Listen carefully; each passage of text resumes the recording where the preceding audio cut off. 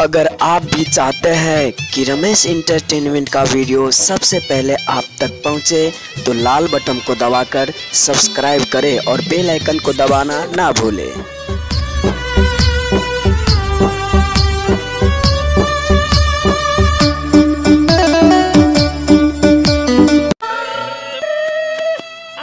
चार बंद हो गए गाड़ी।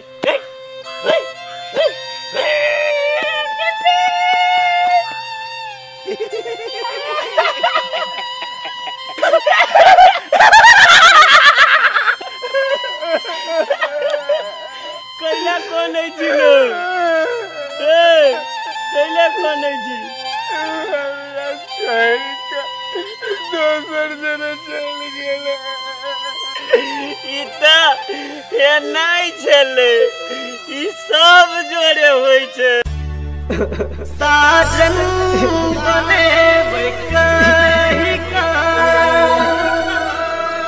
पागल बना के। साले दादा हमार जिला हिलौले, बाबूलाल किला।